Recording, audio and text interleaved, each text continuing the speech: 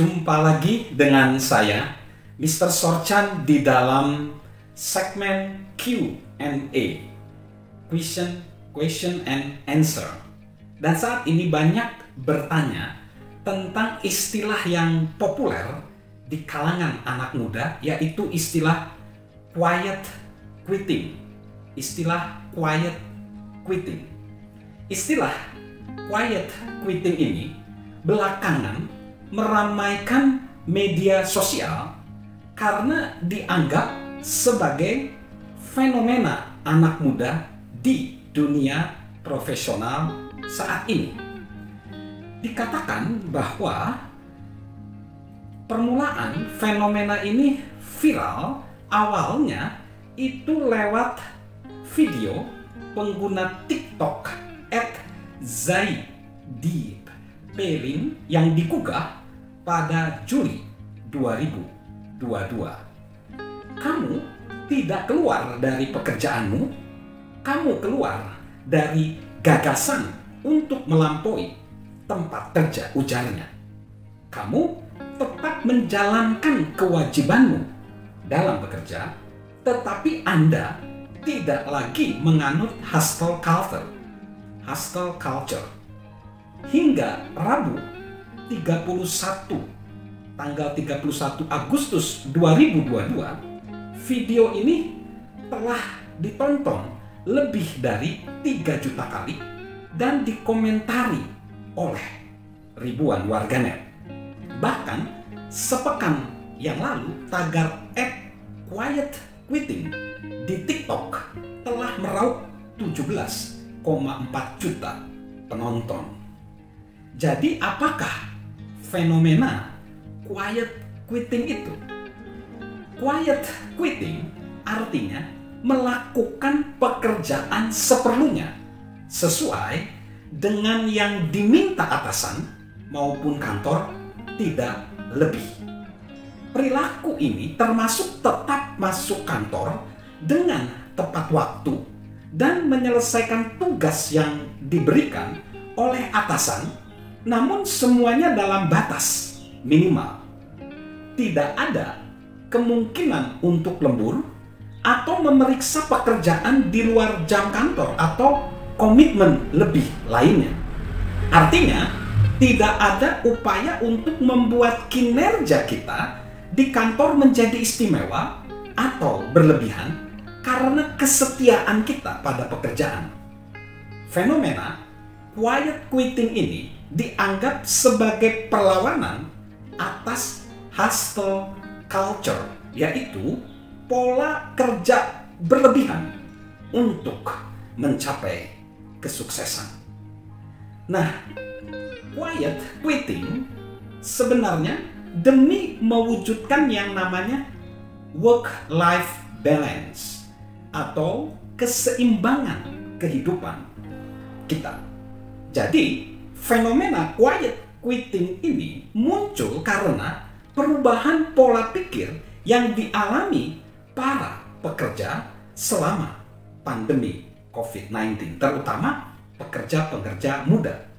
Hal ini khususnya dipengaruhi dengan perubahan budaya tempat kerja, termasuk dengan adanya WFH, work from home, maupun kerja dengan pola hybrid. Selama pandemi pula, semakin banyak pekerja muda merasa tidak mendapatkan pengakuan dan kompensasi dari kantornya karena bekerja ekstra.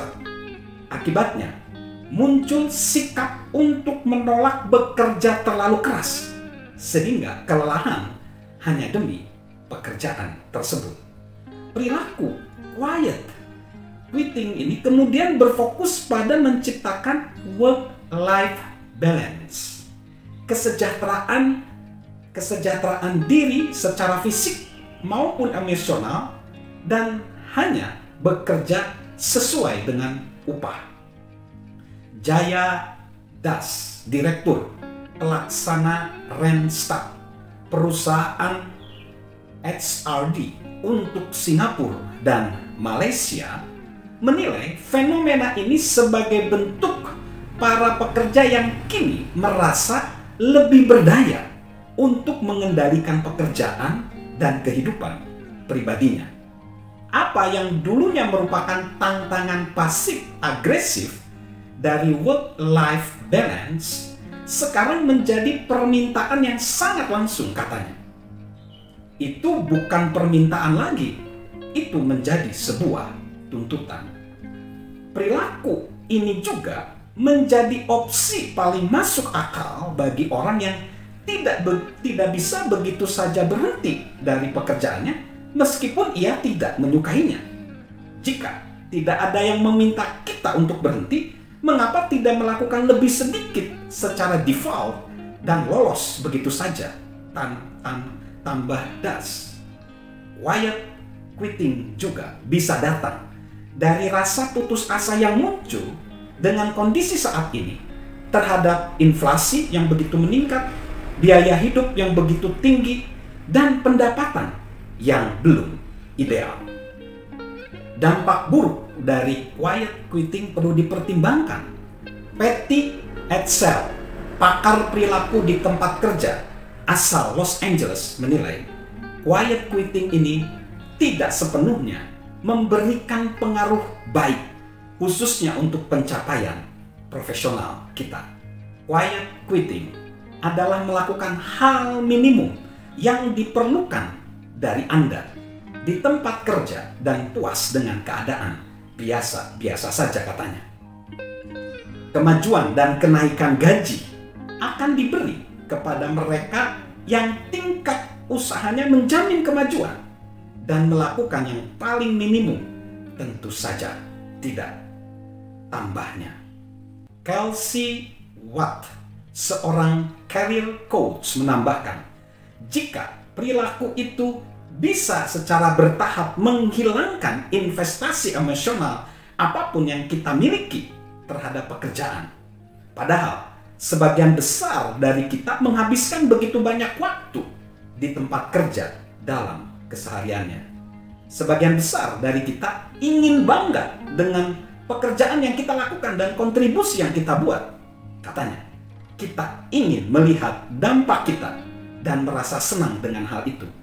Quiet quitting tidak memungkinkan untuk itu. Menurutnya, tetap mungkin mempertahankan batasan yang sehat dan tetap berinvestasi secara emosional di tempat kerja tanpa berperilaku seperti itu. Michael Timmer, konsultan HRD, menyarankan salah satunya dengan memaksimalkan jam kerja kita di kantor agar tetap bisa mewujudkan work-life balance. Hal ini bisa menghilangkan faktor buruk dari quiet quitting, seperti kurangnya motivasi, keterbelakangan keterampilan, kurangnya fleksibilitas, dan ketidakmampuan untuk bekerja dalam pengaturan tim. Dari sudut pandang kantor, quiet quitting dapat menyebabkan konflik antar karyawan. Karena beberapa karyawan akan merasa orang lain tidak memikul beban bersama. Secara keseluruhan ini dapat menjadi bumerang bagi karyawan dan juga dapat menciptakan gelombang karyawan yang tidak memadai dan terbelakang. Jadi, fenomena quiet quitting ini tentu ada resikonya.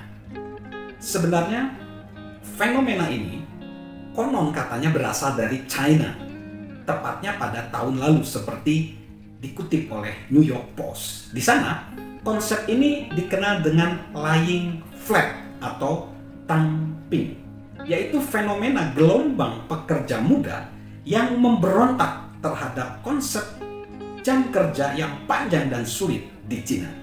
Tren ini dimulai pada April 2021 ketika sebuah posting online tentang konsep tersebut viral di media sosial. Jadi, perhatikan, quiet quitting ada dampaknya, ada resikonya juga. Dan intinya, mari kita jaga keseimbangan hidup kita dalam dunia kerja, kebutuhan kita pribadi, keluarga, relasi, hubungan dengan orang lain, komunikasi, lalu keuangan kita, emosi kita agar kita bisa terus self-improvement. Kita mengalami pertumbuhan pribadi. Dan jangan lupa, nilai-nilai yang benar jangan sampai dihilangkan. Salam pertumbuhan kepribadian, salam self-improvement dari saya, Mr. Sorchan. Halo guys, sahabat Mr. Sorchan. Yuk, subscribe channel Mr. Sorchan, beri komentar, dan share agar orang lain bisa menjadi lebih baik. Salam sukses luar biasa, salam sehat selalu dari saya, Mr. Sorchan.